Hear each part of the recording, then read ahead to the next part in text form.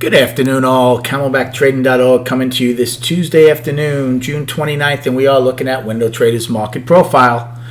Here have the SPY, IWM, and Triple Qs. And right now, as you can see, Triple Qs, now again, I know a lot of people use N period as regular trade now as an NQ. N period for me is my after hours, so right off the bat, Triple Qs is making a new all-time high in the after hours.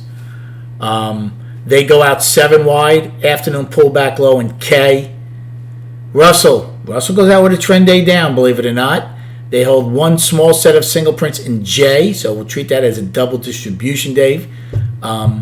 Tomorrow, they had an inside day today, so if we come out of it to the downside, you should be looking for shorts, and we'll see what happens at the 228.10 level. If you come out of the inside day to the upside, well, then obviously they'd be taking back the trend day and see if they eat away the rest of the sell tail that they attempted to get into today. As far as ES and SPY, well, we made a new this is pretty alarming. We made a new all-time high today, only to basically one time frame down, except for J popping above I for a good part of the afternoon until L&M stopped it. But we got absolutely, no volume.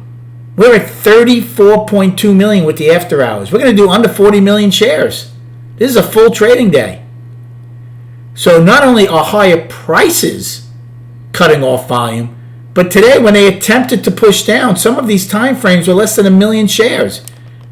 They got into the price spike from yesterday, and that's all they did was trade M's range.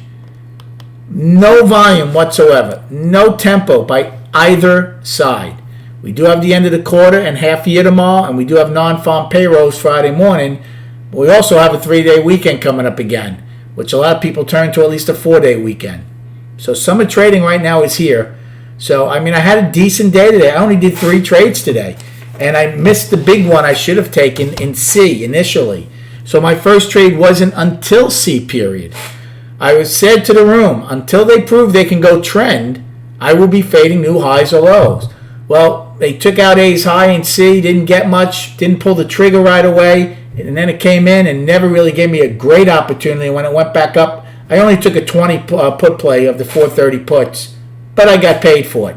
But it wasn't 100 I was looking for. Remember, I've been trying to trade aggressively, especially in A period, because these ranges and volume have been so tight and horrible.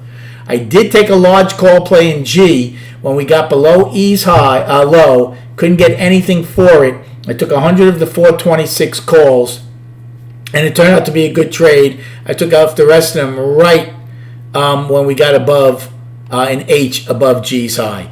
So turned out to be my best trade of the day. I also took another long in K period, but not a big one, only a 20 lot against the price spike. Took it basically at the low of the day. Took them off as we went up since we were still one time framing down. And that was it. 3 trades. But again, a lot of people, by the way, look at Triple Qs popping as we're speaking here. A lot of people, go and trade other things when ES and SPY is slow. And I have no problem with that whatsoever. But this is what I know like the back of my hand. So even if we're not getting a lot out of it, there's still trades for me there. I know I keep it very simplistic as opposed to a lot of other traders. But remember, you have to do what works for you, right? What works best for you. And that's what works best for me is trading that.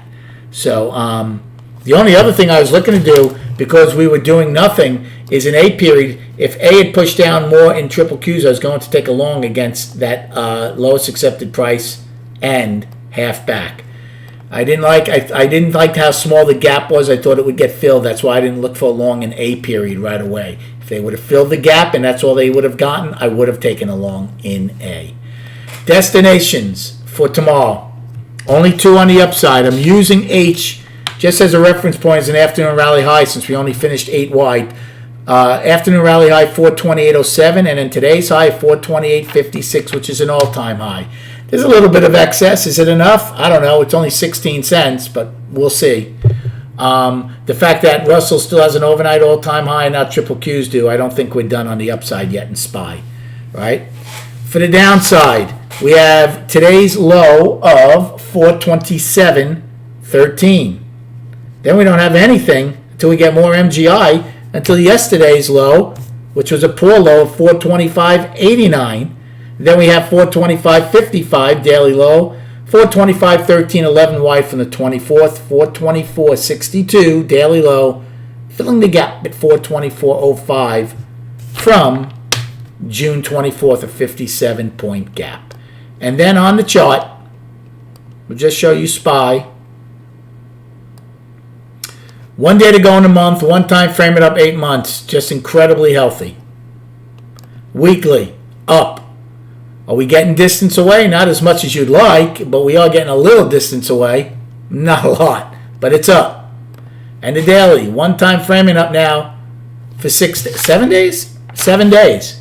So all time frames are up. So I know people are continually trying to pick the high. But until you get into some kind of balance and then attempt to roll over, why do that? And just trade what's in front of you. Here's the big issue. 34.4 million with the after hours. So there's no doubt that's an issue.